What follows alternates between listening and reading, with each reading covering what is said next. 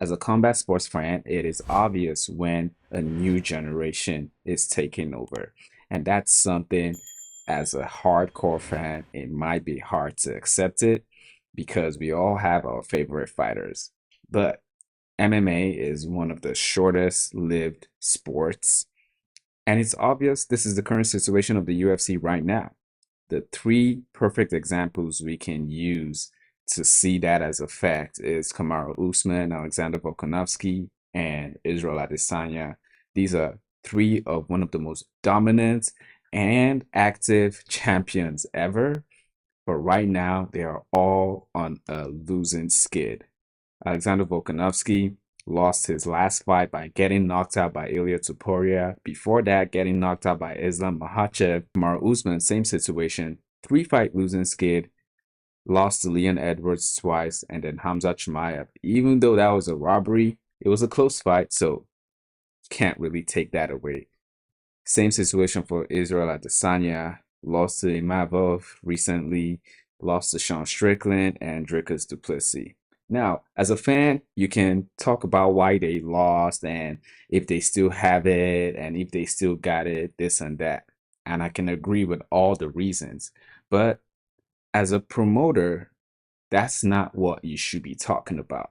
And I feel like one person who is failing to accept the fact that the UFC is moving on to a new generation is good old Uncle Dana. For some reason, he always talks about why the fighter he likes clearly lost and gives them all the props, but he says nothing about the new fighter who just clearly dominated. The first time it stood out to me was the post-fight conference of UFC Tampa, Colby Covington versus Joaquin Buckley. Dana, congrats on a great event. Thank you. Crazy knockouts. Yeah.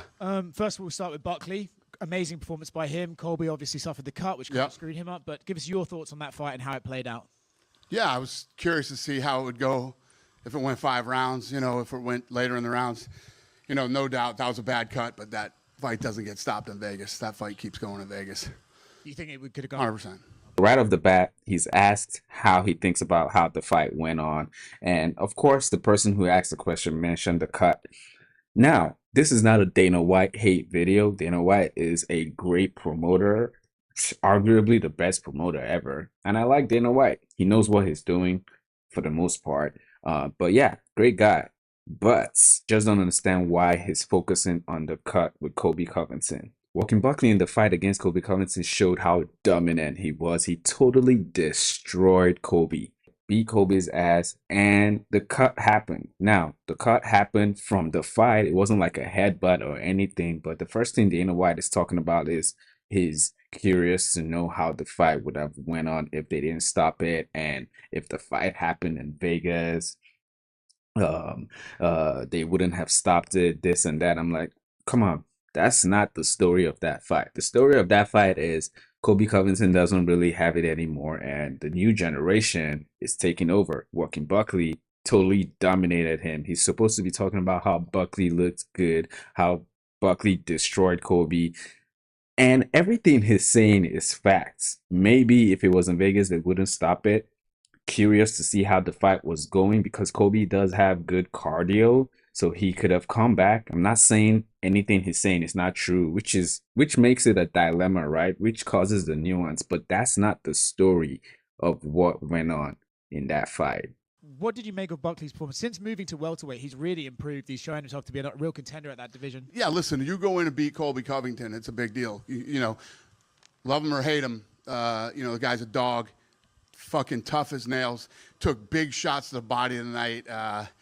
Took big shots to the head that would have knocked a lot of people out. Colby's durable and tough, but when you get cut, anything can happen. Okay, again, now he's asked directly, what do you think about Buckley's performance? He's improved. He looked good out there, and they know what? It's like, yeah, he looked good. And then goes right back to talking about Colby Covington, how tough Colby is, how he's durable and tough. He's older and he survived all that beating. Bruh, talk about what the winner, the person who actually won the fight, Joaquin Buckley. I really just did not understand it. But that's just one of the examples that I'm talking about. Now, the second time I noticed this trend was in the post-fight conference for UFC Saudi Arabia, Israel Adesanya versus Nassourdine Imavov. I am a big Izzy fan. I love Izzy. Big fan. It hurt me to see him lose that fight. I picked him to win that fight, and he was looking so good in the first round. He couldn't do any better than he already did. And he got caught. But it is what it is. As a promoter, I don't think that's the stance Dana White should be having, even though everything I just said is true. But let's listen to what Dana White says. He pretty much doesn't say anything about Nassourdine Imavov and just talks about Izzy. Look, obviously, fantastic finish for Nassourdine Imavov. Good first round for Israel Adesanya. Talk to me about your thoughts of the fight and how you saw it playing out until the finish. I thought Izzy looked incredible right up until he got caught. Looked good. Was picking him apart, staying on the outside. Takedown defense was incredible. Chopping that calf kick, you know, the whole first round. He couldn't have had a better first round, and then he got caught. Do you feel it's one of those things where, like, he got caught? Like I said, fair enough. He pretty much, everything he said is facts. Everything he said about Kobe versus Joaquin Buckley was facts. But again, you need to talk about the winners. Like, that's the story of the fight. Nassourdine Imavov defeating Israel Adesanya, as bad as that was as a fan to watch, as hurtful as it was, that is the story of the fight. The new generation taking over, but Dana White is focusing on Izzy getting caught, which again is a fact, but that's not the story of the fight. Or is it one of those things where Handman age might be catching up to him, he might be slowing down? Which one do you think it could be? Listen, getting caught is getting caught. He's 35. Imavov is 28 years old. He's in his prime. That said, it was an amazing first round. Anyone trying to count out Israel as being competitive in this division is probably incorrect at this point. I agree. No, he looked incredible. I mean, you couldn't have fought a better first round than he did. Again, everything he says is true, and I 100% agree with it. But he doesn't even talk about Nassourdine Imavov. All he says about Imavov is, oh yeah, he's 28 and he's in his prime. That's all you could say. He didn't say anything about Joaquin Buckley, mind you. And then Nassourdine Imavov, all he says is he's younger and in his prime. I just don't think as a promoter that's the best approach, as someone who's moving forward with the sport, someone who knows better than anyone that the new generation always takes over. But another example. So the last example is UFC 312 post conference, and this was actually the worst one, because out of those guys, out of all the performances, I feel like there were reasons to talk about why those fighters lost, right? Izzy lost because he got caught. Fine. Izzy was winning, dominating, looking fantastic in the first round. True. Joaquin Buckley won the fight, but Kobe had a terrible cut, which was caused by Buckley, and a fight is a fight. But yeah, the cut really affected him, so it was a doctor stoppage, whatever. DDP versus Sean Strickland, it wasn't the same story. Strickland did not win one round. Dricus agreed to the stipulation that Strickland wanted, where they would stand up and not wrestle and fight, and got totally dominated, got his nose broke, got beat. Like I said, didn't win any round. But let's go ahead and see what Dana White has to say about this. Let's talk about the main event. You know, great performance by DDP, won every round on 2 of the judges' scorecards. Felt like Sean Strickland never really got out of first gear. What's your take on the fight and how do you view it? I agree with you. Sean is usually really good at shutting people down. And like Izzy, when he fought Izzy felt like it looked like he couldn't get into a rhythm, and he was in his face, pressuring him the whole time. Feels like that was what Dricus did. I'll tell you something fascinating that I noticed tonight for the first time. I don't know why. I mean, before he goes into the details, straight off the bat, he just mentions DDP slightly. I feel like that's what Dricus did. Like, talk about DDP. Talk about how, yes, everything he's saying is a fact, but Dricus shut it down. DDP shut it down. This was arguably DDP's best performance ever in the UFC, even better than he did against Israel Adesanya, because he was losing that fight until he submitted Izzy.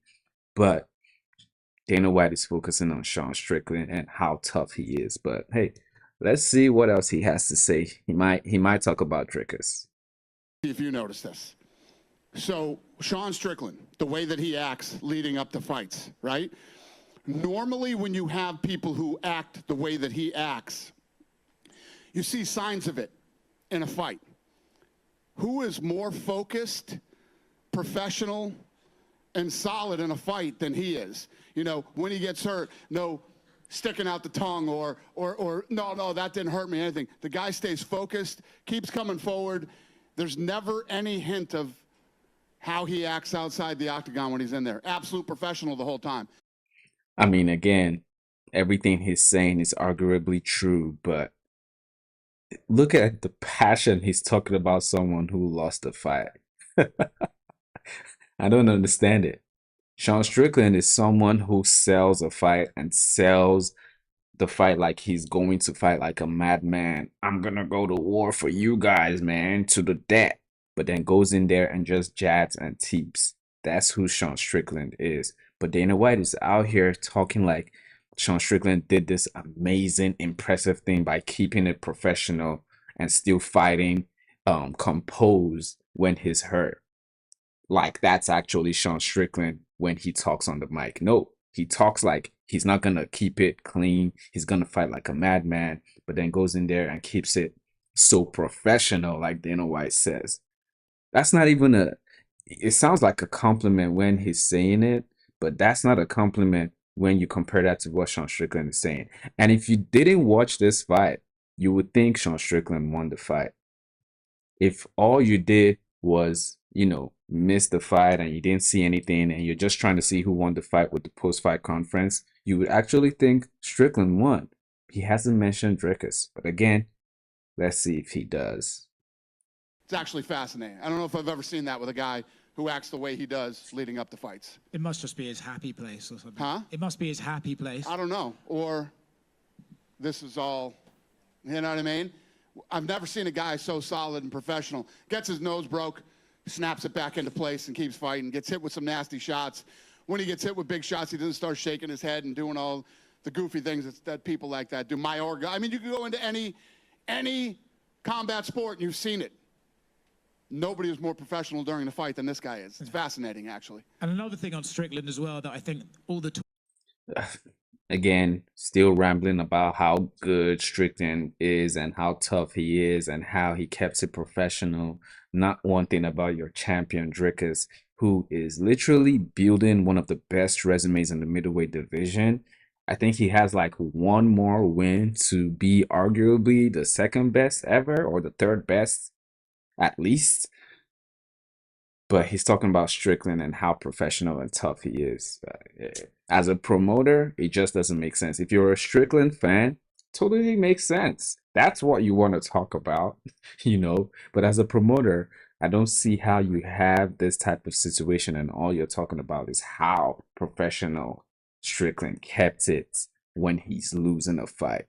Those are three prime examples of Dana White pretty much failing to promote the new generation. It's a trend I've been noticing, and I just had to talk about it. Again, no Dana White hate.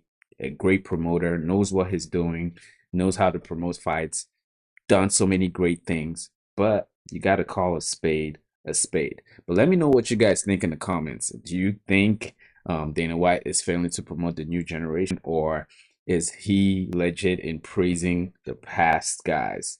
Because obviously they're in the past and everything he says again is factual and true. He hasn't told any lie in this video that I've played, but I don't think he's doing the right thing. But let me know what you guys think. Don't forget to like the video if you like the video. Please hit the subscribe button if you want more of this, and I'll see you guys later.